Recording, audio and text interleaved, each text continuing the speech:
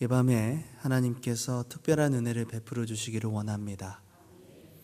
현대 사회는 포스트 모더니즘 사회를 살아가고 있습니다. 절대적인 진리나 기준은 없다라고 보는 겁니다. 이전 세대는 과학과 이성, 보편적 진리를 강조했는데요. 그런데 이 포스트 모더니즘은 다양성, 상대성을 강조합니다. 그 주요 특징을 5가지로 말씀드릴 수 있습니다. 첫째는 절대 진리를 부정합니다. 한 가지 정답은 없다라는 거예요. 모든 사람의 생각이나 문화는 다 가치 있는 것이니까 서로 존중해야 된다. 두 번째는 해체입니다.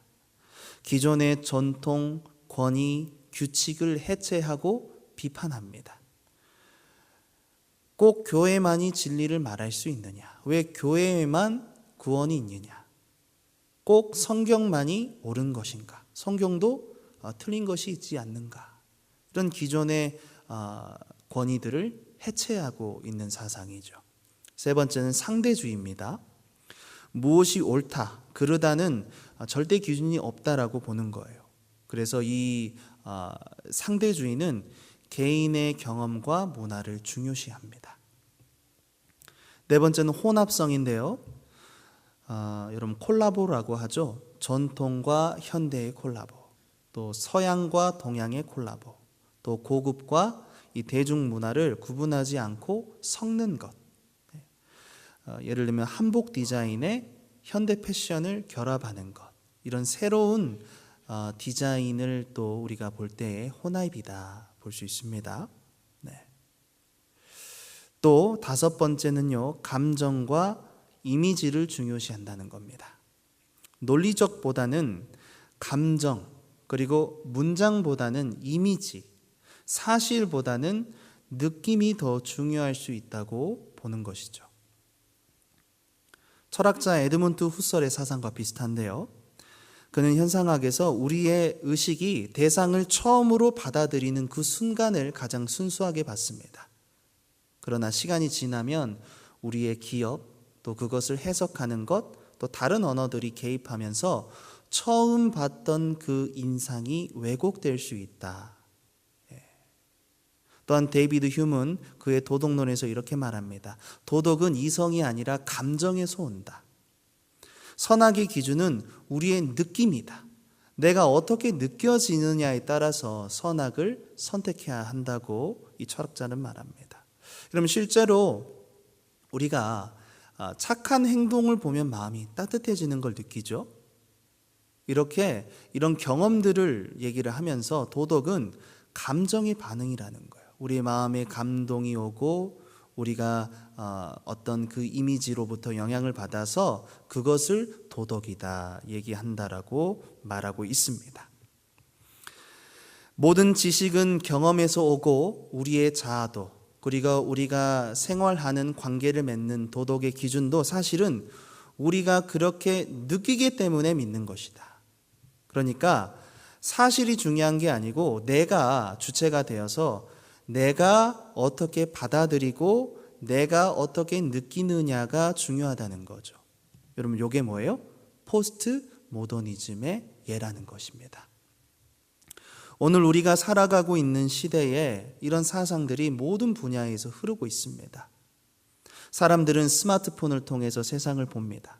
그 안에는 다양한 사상과 문화와 유행들이 즐비합니다. 사람들은요, 한 가지만 고수하는 것을 싫어합니다. 세대가 바뀌었다고 말하죠. 다양한 방법이 있고, 다양한 직업이 있고, 다양한 성적 지향도 있다고 주장합니다. 눈에 어떻게 보이느냐가 중요한 거예요. 어떻게 내가 그것을 느끼느냐가 중요한 겁니다. 그런데요, 우리가 좋은 이미지와 느낌만을 따라가면요, 거짓을 아름답게 포장해서 그것을 진실이라고 믿을 수 있고요, 또 그게 반복이 되면 진실이 거짓이 되고 거짓이 진실이 되는 것입니다. 우리의 믿음도 마찬가지죠. 이런 사상이 지금 교회 안에 들어왔습니다, 여러분. 오늘 말씀을 통해서 한번 여러분의 믿음을 점검해 볼 수 있기를 원합니다. 신앙은 한 가지 방법만 있는 게 아니다. 다양한 교회의 모습이 있다. 다양한 신앙생활의 방법이 있다. 이런 주장들이 교회 안에 많이 있다는 것입니다. 유튜브에는 설교자의 설교들이 넘쳐나죠. 사람들은 자신이 듣고 싶은 설교를 이제는 선택해서 듣습니다. 어떤 설교자들은 사람들의 인기와 또 높은 조회수를 얻기 위해서 해야 할 말보다는 사람들이 듣고 싶은 말을 하는 경우가 되게 많습니다. 근데 그 결과가 참 안타까운 것인데요. 이렇게 설교자들이 많이 유튜브에서 다양한 설교를 하고 또 사람들의 마음을 이렇게 위로해주는 설교를 하다 보면요, 사람들이 설교자들의 설교를 비교하고 판단하기 시작했다는 것입니다. 어떤 목사님의 설교는 목소리도 좋고 따뜻하고 부드러워서 듣기에 참 좋더라. 막 내 마음을 공감해 주는 것 같아. 11조 안 해도 된다는 설교가 막 많고요. 또 하나님은 네가 무엇을 선택하든지 무조건적으로 너를 지지하고 너를 사랑하신다는 설교도 있습니다. 그럼 너무 좋지 않습니까? 죄에 대한 얘기는 절대 하지 않아요. 또 위로와 축복, 하나님의 기도 응답에 받는 비결들을 알려주는 설교가 그래 듣다 보면요, 신앙생활의 의무에 대한 부담을 덜어주고 우리의 마음을 편하게 합니다. 이것이 바로 포스트 현대 모더니즘의 어떻게 상대에게 느껴지게 할 것인가에 대한 설교의 표본인 것이죠. 여러분, 양이 목자를 따라가야죠. 양이 목자를 따라가야 됩니다. 그런데 양이 오늘은 스스로 목자를 정하고 있습니다. 양이 스스로 길을 정합니다. 양이 목자에게 그 길이 아니라고 말하는 수준까지 이르렀습니다. 그럼 양이 목자에게 길을 가르쳐 주는 거예요. 어떻게 생각하세요? 그게 양일까요? 양이 목자를 판단하고 목자를 비교하고 하나님의 뜻을 가르치는 지금 이 시대에 여러분 정말 교회는 괜찮은 것일까요? 어떻게 생각하세요? 사울의 모습이 그랬다는 거예요, 여러분. 그는 하나님의 말씀에 불순종했는데요. 어떻게 불순종했어요? 먼저 아말렉에 속한 모든 것을 진멸하라는 하나님의 명령을 듣지 않았죠. 오늘 본문 18절 19절입니다. 함께 읽습니다. 또 하나님께서 왕을 길로 보내시며 이르시기를 가서 죄인 아말렉 사람을 진멸하되 다 없어지기까지 치라 하셨거늘 어찌하여 왕이 여호와의 목소리를 청종하지 아니하고 탈취하기에만 급하여 여호와께서 악하게 여기시는 일을 행하였나이까. 선지자 사무엘이 이 사울 왕을 책망하고 있는 내용이죠. 어째서 여호와의 목소리를 청종하지 않았습니까? 어째서 탐심에 붙잡혀서 하나님이 악하게 여기시는 일을 행했습니까? 그럼 제가 오늘 예배 마치고 한 사람을 붙잡고 이렇게 꾸짖는다 생각해 보세요. 그럼 교회 나올까요? 내가 이 교회 아니면 갈 데 없나? 교회 옮기는 거예요. 여러분, 이렇게 사무엘은 사울을 꾸짖고 있습니다. 어째서? 왜 그렇게 했느냐? 이에 사울은 변명합니다. 그럴 만한 이유가 있었습니다. 한번 들어보십시오. 사울의 변명은 세 가지입니다. 사울의 변명은 세 가지인데, 첫째로 나는 나만의 방식대로 여호와의 목소리에 청종했다는 거예요. 오늘 본문 20절입니다. 같이 읽어요. 사울이 사무엘에게 이르되 나는 실로 여호와의 목소리를 청종하여 여호와께서 보내신 길로 가서 아말렉 아각을 끌어왔고 아말렉 사람들을 진멸하였으나. 그러니까 여러분, 일리가 있어요. 청종했죠. 그 길로 갔어요. 그리고 아각을 끌어왔습니다. 근데 아말렉 사람들은 진멸했지만 이 아말렉 왕 아각은 죽이지 않고 끌어온 거예요. 그러니까 다 했는데, 여러분, 다 했는데 한 10가지 중에 하나만 좀 남겨놓은 겁니다. 바로 이런 주장으로 자신은 실로 여호와의 목소리에 청종했다. 아닙니다. 저 진짜로 여호와의 목소리에 순종했는데요. 여러분, 순종일까요? 순종을 위장한 자기 과시였습니다. 여호와의 목소리에 순종한 것이 아닙니다. 다만 사울은 자신의 방식대로 순종했다라는 거예요. 아각을 죽이지 않고 끌어온 이유는 자신이 이 전쟁에서 얼마나 대단한 성취를 해내었는지 사람들에게 자신의 업적을 과시하고 싶었던 것이었습니다. 저는 이것을 이렇게 표현해 보고 싶은데요. 절반의 순종입니다. 뭐라고요? 절반의 순종. 네. 내가 얻을 이득을 계산한 순종. 하나님의 뜻에 빗나간 순종. 절반의 순종은 죄입니다. 죄란 헬라어로 하마르티아인데요. 관역을 빗나갔다라는 뜻이죠. 관역을 빗나갔다. 수천 수만의 화살을 쐈는데 여러분, 관역에 맞지 않으면 무슨 소용이 있습니까? 그래도 나는 열심히 화살을 쐈기 때문에 점수를 줘야 됩니다. 제 손에 굳은 살을 보십시오. 제가 얼마나 많은 이 화살을 쐈는데요. 이 화살을 쏘기 위해 제가 많은 시간을 투자했던 이 노력을 왜 알아주지 않는 거예요? 그런데 관역에 맞지 않으면 무슨 소용이 있냐라는 거예요. 그럼 그렇죠? 이 죄가 바로 그런 거죠. 하나님의 관역에 빗나간 거예요.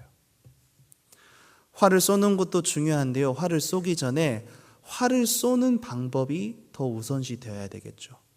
아군을 쏠 수도 있으니까. 마찬가지로 우리가 아무리 수많은 예배와 헌신과 봉사와 또 기도를 드렸을지라 하더라도 하마르티아, 우리의 신앙과 삶의 방향성이 하나님의 관역에 맞지 않으면 헛수고라는 거예요. 헛수고. 쓸모없다는 것입니다. 여러분의 삶 속에 절반의 순종은 없습니까? 여러분 개인의 방식대로, 나만의 방식대로 나는 실로 하나님을 섬기고 있습니다 라고 말하고 있지는 않으십니까? 두 번째 사울의 변명은 백성들 때문에 라는 거죠. 21절을 보게 되면요, 사울은 자신을 향한 사무엘의 책망을 백성에게 돌립니다.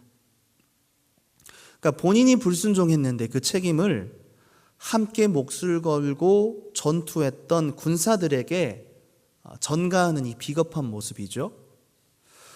억울합니다. 군사들은 너무 억울해요. 그저 왕의 지시한 대로 했을 뿐인데 졸지에 불순종한 자들이 되어버린 것입니다. 저는 이것을 전염된 불순종이라고 말하고 싶습니다. 뭐라고요? 전염된 불순종. 혹 군사들이 이렇게 말할 수도 있겠죠. 왕이시여, 막상 이걸 다 진멸하려고 하니까 너무 좋은 이 가축들이 있습니다. 이것도 진멸할까요? 여러분, 혹시 병사들이 사울에게 이렇게 물어봤더라도 왕이니까 하나님의 말씀에 총종해서 안 돼, 다 진멸해야 돼, 이렇게 말을 했어야죠. 사울은 불순종 방관자고요, 군사들은 불순종 참여자가 된 겁니다. 불순종이 전염된 거죠. 어떤 일이 잘못되면 사람들은 남 탓을 주로 하죠. 원래 안 그러려고 했는데 그랬습니다. 그 사람이 나에게 말한 것을 그저 나는 사실을 전달한 것뿐입니다. 변명합니다. 그런데요, 하나님 보시기에 그것은 변명이 되지 않습니다. 왜냐하면 그 사람 속에 그런 마음이 있었기 때문에 동조한 거라는 겁니다. 저 사람 때문에 그랬어요. 안 그러려는데 이렇게 해가지고 제가 그렇게 됐어요. 이건 변명이 되지 않는다는 거예요. 결국 그 사람도 같은 사람인 거예요. 그러므로 하나님께서 우리의 불순종을 책망하실 때 여러분 변명하지 말아야 합니다. 나만 그런 게 아니잖아요. 핑계하지 말아야 합니다. 그게 왜 불순종입니까? 외면하지 말아야 합니다. 가슴을 찢고 머리에 죄를 뒤집어 쓰고 하나님이 나를 책망하실 때는 금식하며 회개할 수 있어야 합니다. 마지막 세 번째는요, 나는 여호와께 제사하기 위해서 그랬습니다. 이게 사울의 마지막 변명이었습니다. 21절인데요. 같이요. 다만 백성이 그 마땅히 멸할 것 중에서 가장 좋은 것으로 길갈에서 당신의 하나님 여호와께 제사하려고 왕과 소를 끌어왔나이다 하는지라. 그럼 그럴듯한 변명 아닙니까? 그러니까 이 양과 소가 너무 윤택하고 살이 포동포동해서 제사하기에 너무 좋아 보였다는 거예요. 그래서 여호와께 드리려고 가져왔다고 얘기를 하고 있는 거죠. 여러분, 사울은 항상 예배의 자리를 지켰던 사람입니다. 우리로 말할 것 같으면 주일 예배, 새벽 예배, 수요 예배, 무슨 기도회, 무슨 집회. 여러분, 사울은 예배를 빠져본 적이 없어요. 또 예배 자리 때마다 왕이잖아요. 그러니까 제사장과 함께 맨 앞자리에 앉아서 또 예배한 사람입니다. 믿음이 참 좋죠. 그런데 이 사울은 하나님의 말씀에 불순종해서는 안 된다는 이 율법의 중한 책임과 의무도 잘 알고 있었다는 거예요. 우리도 마찬가지입니다. 우리가 불순종할 때 불순종해도 돼 이렇게 생각하고 행동하시는 분은 없을 거라고 저는 생각합니다. 처음 사울이 왕이 되기를 주저했던 이유도 그렇습니다. 이스라엘의 왕이란 이 자리는 다른 나라의 왕들과 좀 달랐죠. 하나님의 율법을 항상 곁에 두어야 했고요. 또 이 왕의 타락은 백성들에게 직접적인 영향을 미치는 거기 때문에 그 직분에 있어서 매우 무게감이 있었습니다. 이 사실을 사울은 잘 알고 있었다는 겁니다. 그런데도 그가 예배 맨 앞자리에 앉고 이 율법이 중요한 걸 알고 불순종해선 안 된다는 걸 알지만 그래도 불순종한 그 원인에는 숨겨진 이유가 있다는 건데요. 자신이 얻을 영광 때문이었습니다. 어느샌가 사울은 하나님의 영광을 가로채고 있었습니다. 아각 왕을 포로 삼아서 사람들에게 자신의 위엄을 드러내고 싶어 했습니다. 또 데려온 짐승들의 짐승들의 우는 소리를 들려주면서 내가 전쟁에서 이렇게 승리했어. 내가 이렇게 좋은 동물들을 가져왔어. 사람들의 환호와 박수갈채를 받고 싶었습니다. 그가 드리는 예배는 사람들의 인기를 얻기 위한 도구로 전락했고요. 그의 행동은 순종의 가면을 쓴 속임수였습니다. 자신이 영광을 받으려고 하나님의 이름을 이용했던 것입니다. 20절에 사울이 얘기합니다. 당신의 여호와 하나님. 나의 하나님이 아니래요. 당신의 하나님이라고 얘기하고 있어요. 더 이상 사울에게 하나님의 뜻은 중요하지 않습니다.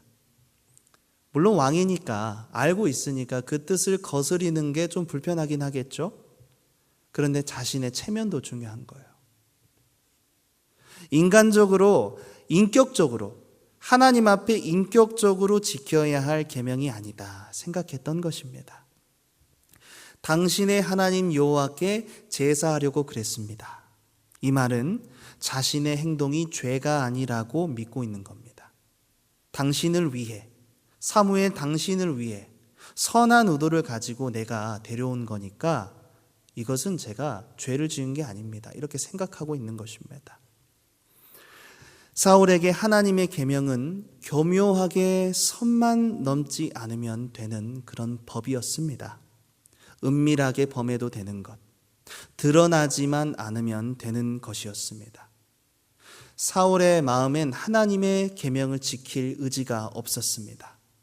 그래도 지켜야 한다라는 것쯤은 자기도 알고 있었다라고 변명할 뿐입니다. 지금 이 상황, 불순종한 것을 들켰지만 그래도 나는 여전히 하나님의 언약 백성, 그 공동체에 속해 있지 않느냐. 사무엘에게 변명하고 있는 이유는요, 그래도 아직은 내가 하나님께 속해 있는 사람이 아닌가, 이런 신앙의 안전띠를 확인하고 싶어 했던 모습인 것입니다. 자, 그렇다면 사무엘은 이런 사울의 행동을 어떻게 판단할까요? 22절인데요. 같이요. 사무엘이 이르되 여호와께서 번제와 다른 제사를 그의 목소리를 청종하는 것을 좋아하심같이 좋아하시겠나이까? 순종이 제사보다 낫고 듣는 것이, 사무의 판단은 순종이 제사보다 낫다는 겁니다. 우리 고백해 볼까요? 순종이 제사보다 낫다. 예배보다 더 나은 게 뭐예요? 잘 아시네요. 사랑하는 여러분, 순종이 뭐죠? 맞습니다. 여호와께서 말씀하신 그대로, 중요합니다. 그대로 듣고 행하는 것. 귀 기울여서 잘 듣는 겁니다. 주의하여 살펴서 행동하는 거예요. 사무엘은 여러분 오늘 본문을 보게 되면 총 3번 반복해서 말합니다. 19절 보세요. 19절, 당신은 여호와의 목소리를 청종하지 않았습니다. 23절, 당신은 여호와의 말씀을 버렸습니다. 26절, 당신은 여호와의 말씀을 버렸습니다. 사울은 듣지 않았고요, 귀가 가려졌고요, 사무엘의 책망에도 불구하고 자신의 고집을 꺾지 않습니다. 그럼 이렇게 불순종은 심각한 죄거든요. 불순종은 하나님의 권위를 빼앗고 무시하는 행위입니다. 오늘 교회 안에서 성도들에게 순종이 얼마나 중요한 것인지, 그 순종의 가치를 가르치는 것이 정말 어렵다고 생각됩니다. 이 순간에도 제가 순종 얘기하니까 마음이 불편하신 분이 계실 수도 있어요. 네, 앙부럼부신 그러지 않으신 분들이 더 많겠지만, 그러니까 제가 이렇게 순종을 얘기해도 안 좋게 생각할 수 있다는 거죠. 순종은 기본적인 신앙의 의무 아닙니까? 아닌가요? 세례문답 34번에 나와 있는 거예요, 여러분. 세례의교 문답 34번 제가 읽어드릴게요. 구원받은 성도는 어떻게 살아야 합니까? 예수를 위해 살아야 합니다. 제 말이 아니라니까요. 또 뭐라고 얘기하면요, 복음을 전하며 살아야 합니다. 3번째, 말씀에 따라 살아야 합니다. 여러분, 엊그제 제가 입교 세례자들 교육했거든요. 제가 공부하는데도 은혜가 되더라고요. 여러분, 구원받은 성도는 어떻게 살아야 한다고요? 예수를 위해 살고, 복음을 전하며 살고, 말씀에 따라 살아야 합니다. 하나님의 말씀을 있는 그대로 순종하고 계십니까? 듣지 않고 내 생각과 주장을 늘어놓는 모습은 없습니까? 예수님께서 부자 청년에게 말씀하셨죠? 네 재산을 다 팔아 가난한 자들에게 나누어 주어라. 저는 순종할 수 있어요. 가진 게 없거든요. 마이너스.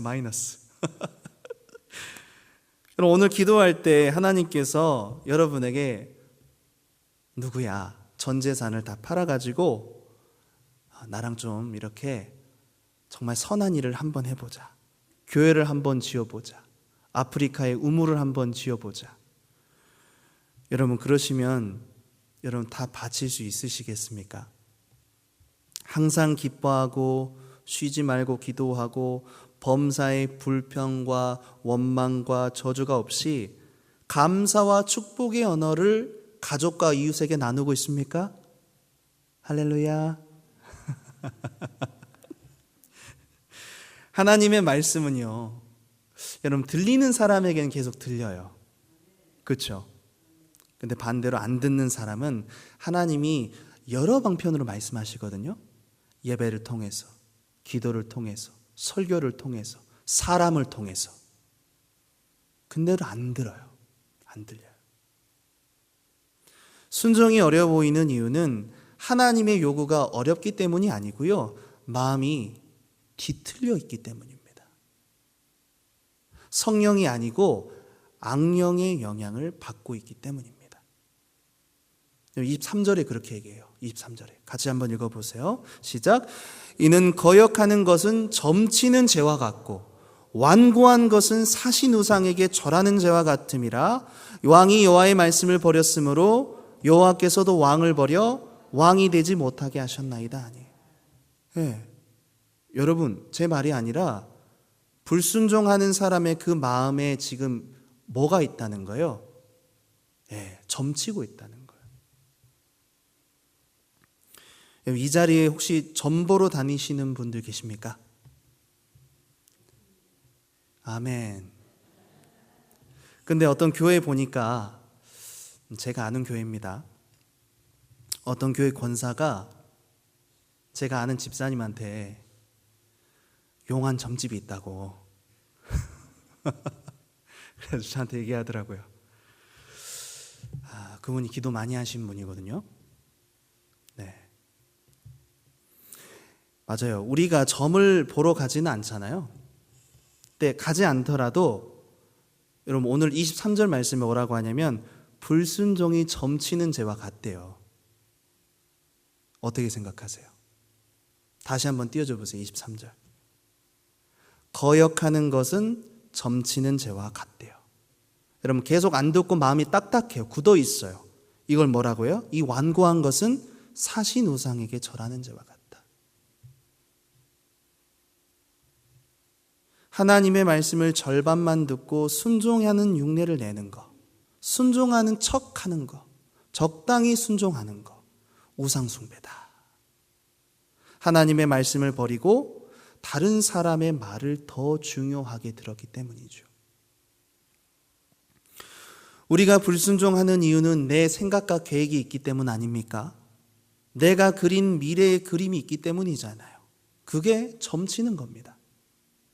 요한계시록에 보게 되면요, 정말 무서운데 바로 이런 모습이 지옥 가는 사람들의 특징이라고 얘기하고 있어요. 요한계시록 22장 15절인데요. 같이요.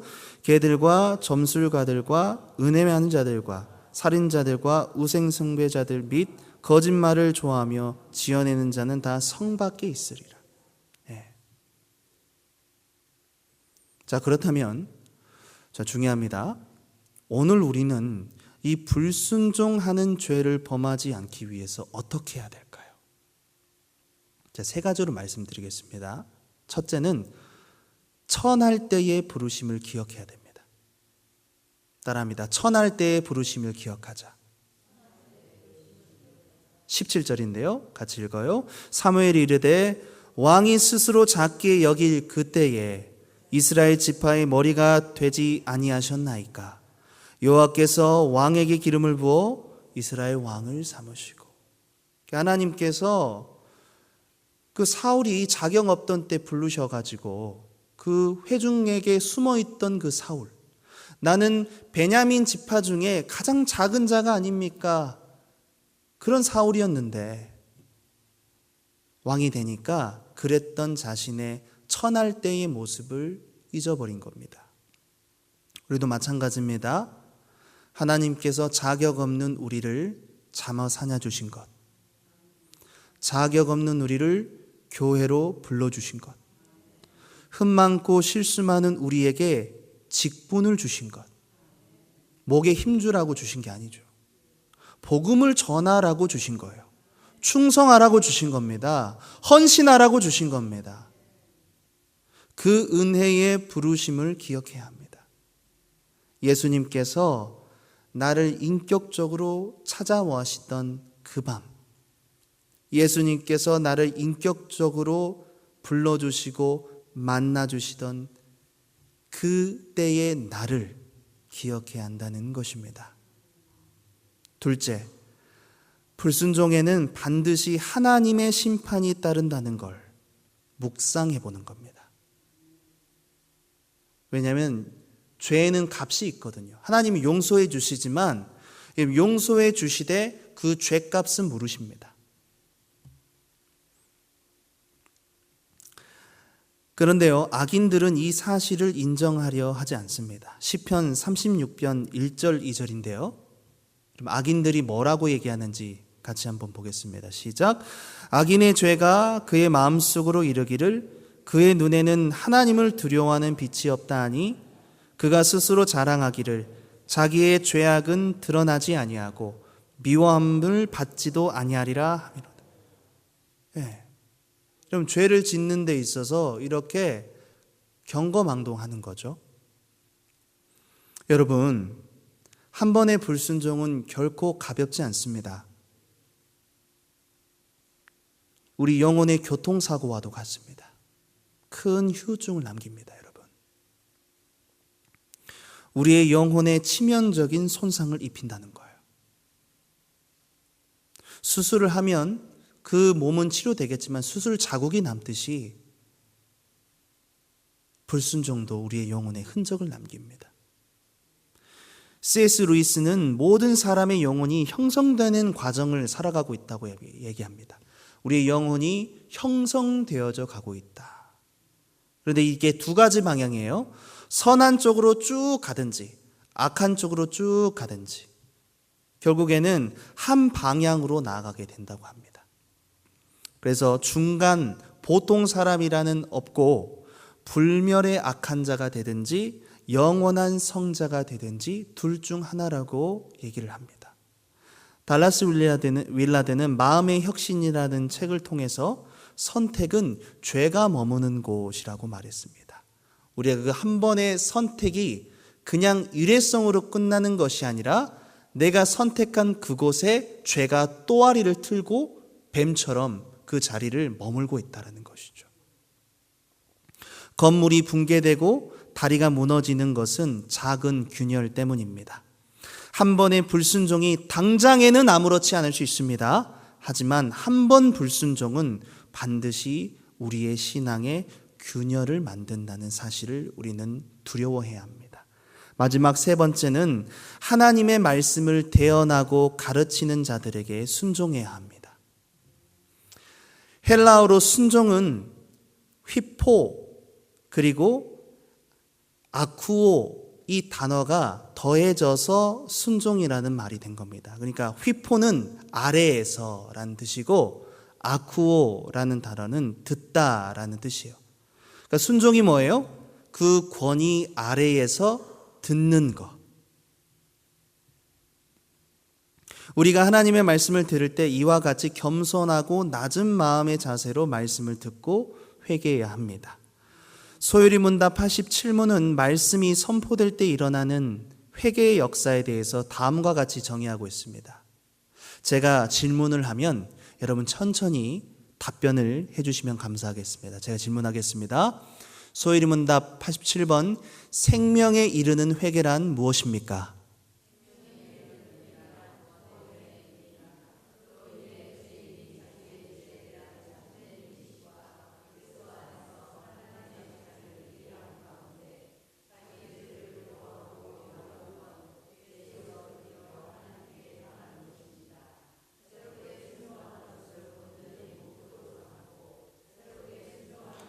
노력함으로써.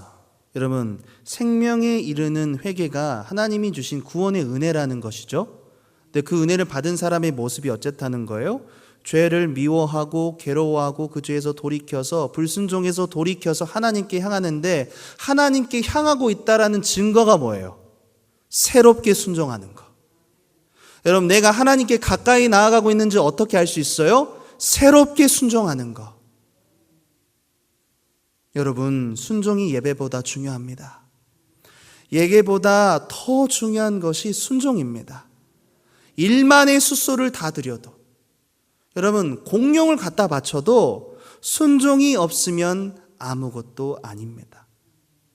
진리를 항상 배우고 진리를 알고 진리를 소유하고 있다고 생각하지만 순종이 없으면 결국은 진리를 대적하는 사람이 됩니다.